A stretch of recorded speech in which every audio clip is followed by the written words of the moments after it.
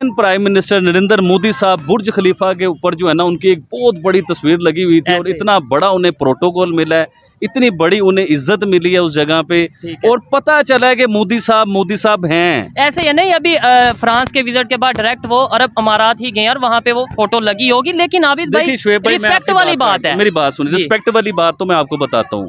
देखिए, सारे लोग मुझे गद्दार कहते थे, मुझे बुरा भला कहते थे, मुझे कहते थे तू इंडिया की तारीफें करता है, मोदी साहब नहीं, लोग ये कहते हैं ये पाकिस्तान का बंदा है, इंडियन प्राइम मिनिस्टर की तारीफें क्यों करते हो? उसके ऊपर ही मैं आपको बताने लगूं। अब ये देखिए, यूएई अरब अमारात ये मुसलमान है, और ये वो मुसलमान है कि जो हम लोगों से बहुत पुराने और पहले के मुसलमान हैं। हम लोग तो इनकी वजह से मुसलमान हुए, इन लोगों ने हम लोगों को मुसलमान किया। ये एशिया में आए और आगे इन्होंने हम लोगों को मुसलमान किया। अब बात, मकसद ये है बताने का कि जिन्होंने हमें मुसलमान किया, जो हमारे से पुराने मुसलमान हैं, उन लोगों ने मोदी साहब को इतना बड़ा प्रोटोकॉल दिया। अब मोदी साहब तो हिंदू हैं, उन्हें तो कहते हैं कि टेररिस्ट हैं, मतलब ये तो वो मुसलमानों के एंटी हैं और ये दहशतगर्द हैं। हमारे पास तो ये कहा जाता है ना, लेकिन उन्होंने अपनी बुर्ज खलीफा, जो उनकी सबसे हाईएस्ट, सबसे बड़ी बिल्डिंग, दुनिया की सबसे बड़ी बिल्डिंग है, उसके ऊपर इतना बड़ा प्रोटोकॉल, मोदी साहब की प्रॉपर एक तस्वीर बनाई गई, उन्हें इज्जत दी गई, शहजादे के साथ मिले, शहजादे के साथ अच्छे प्रोग्राम हुए। भाई अच्छी बात है, मैं भी ये कहता हूँ कि बहुत बड़ी बात है, ऑनर वाली बात है। लेकिन ये चीजें शायद इमरान खान साहब के लिए भी हो चुकी हैं। ये चीजें मैं खबर के मुताबिक इमरान खान साहब की फोटो भी बुर्ज खलीफा पे लगी थी, सलमान खान की भी लगी है, सलमान खान साहब की लगी है। लेकिन आप समझ नहीं रहे हैं बात को।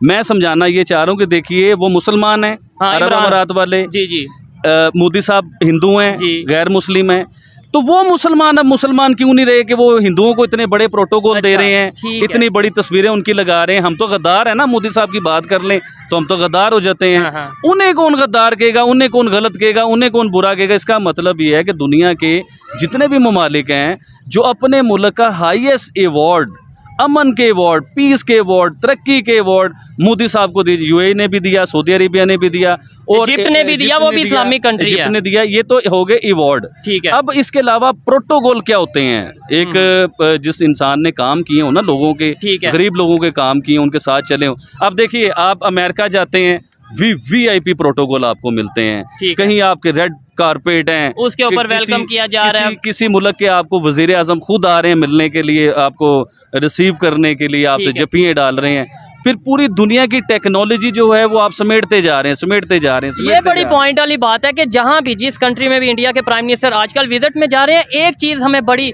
देखने को मिलती है कि स्पेस टेक्नोलॉजी के ऊपर वो बात करते नजर आते हैं, डिफेंस के हवाले से, डिफेंस इक्विपमेंट्स के हवाले से बात करते नजर आते हैं, चाहे वो फ्रांस हो, चाहे वो इजिप्ट हो, चाहे वो कोई भी कंट्री हो। ये चीज़ें देखने वाली हैं। इंडिया के बच्चे तो चांद पे जाने की बातें करते हैं और हमारे बच्चे बेचारे जहन्नुम में भेजेंगे ये लोग। वो चांद पे जाएंगे, हम जहन्नुम में जाएंगे। तो कितना फर्क देखते हैं? 1947 में ही दोनों मुल्क कहते हैं पाकिस्तान बना, इंडिया आजाद हुआ। आज वो कहा वो आजाद हुआ है, ये बर्बाद हुआ है। वो आजाद हुआ है, ये बर्बाद हुआ है। कहते हैं वो चांद पे और हम सड़क पे भीख मांगेंगे, कटोरा लेंगे और भीख मांगेंगे। हालत तो यही है ना, कटोरा दे दो हमें, हम भीख मांग रहे हैं बस, और क्या करना है? तो अफसोस नहीं होता कि काश मैं भी पढ़ा? हमारी हुकूमत ऐसी है कि हम आगे पढ़ ही नहीं सकते। देखिए, इंडिया की अगर हम बात करें तो इंडिया इस वक्त के दौर में पाकिस्तान के कंपैरिजन में हम सब बहुत आगे निकल गए। IT के दौर में हो, बैंकिंग के दौर में हो, फाइनेंसिंग के उसके अंदर। और रिसेंटली इंडिया के एक बैंकर थे जिसने 3rd consecutive year world banker के टाइटल जीते, वो इंडिया के ही बैंकर हैं। रिसेंटली न्यूज़ की बात, ठीक है, हाँ, तो उससे ये आइडिया होता है कि उनकी फाइनेंसिंग, उनकी वो असल में ये जो terms, monetary policies, fiscal policies, ये बैंकर्स, इंटरेस्ट रेट्स, हुकूमत ये चीज़ मेंटेन करती है, इन्फ्लेशन को मेंटेन करने के लिए, अनएम्प्लॉयमेंट को मेंटेन करने के लिए चीज़ें उनकी टर्म्स एंड पॉलिसीज़ होती हैं। अब उनका अगर ये मुझे आइडिया नहीं इस बात के बारे में कि ये उन्होंने बात की है नहीं की, तो मैं कुछ कहूँगा नहीं इसके बारे में। लेकिन सर, ये पक्की खबर है, हमारे चैनल पे ऐसी अफवाह नहीं पड़ती कि एशियन डेवलपमेंट बैंक ने कहा है कि इंडिया वाली एजुकेशन सिस्टम पॉलिसीज पाकिस्तान में लेके, अगर हम अपने पॉलिसीज़ की बात करें, एजुकेशन सिस्टम की बात करें, 19वीं सदी का सिलेबस है जो अपडेट ही नहीं हो रहा, ना उसमें IT है, ना उसमें AI है, ना उसके अंदर टेक्नोलॉजी से कोई रिलेटेड चीज़ है। एक कौवा प्यासा था, 10 साल बाद मैंने किताब खोली, कौवा आज भी प्यासा है। एक कुत्ता भूखा था, कितने साल हो गए, 78 साल, वो कुत्ता बेचारा हमारा आज भी भूखा ही है। पाकिस्तान ये की चीजें तो नहीं चाहिए ना दुनिया मेरी को। बात सुनो, पाकिस्तान की एक बदकिस्मती ये भी है क्योंकि पॉलिसीज ऐसी चलती रही। आज पाकिस्तान का जो बजट था, उस बजट में उनके पास 18,000 बिलियन रुपीस थे, जिसमें से उन्होंने 9,000 समथिंग सिर्फ इंटरेस्ट की पेमेंट्स की हैं। 9,000 लेकिन आप मुझे ठीक हो गया, आप पाकिस्तान की फाइनेंशियल प्रॉब्लम बता रहे हैं, मैं आपसे पाकिस्तान की एजुकेशनल प्रॉब्लम को डिस्कस कर रही हूँ कि हमारा पड़ोसी 1947 में आज जितनी बेहतर एजुकेशन पॉलिसीज अपने यूथ के लिए बना चुके हैं, हाँ, कि दुनिया की टॉप कंपनीज में इंडियंस बैठे हुए हैं हर जगह।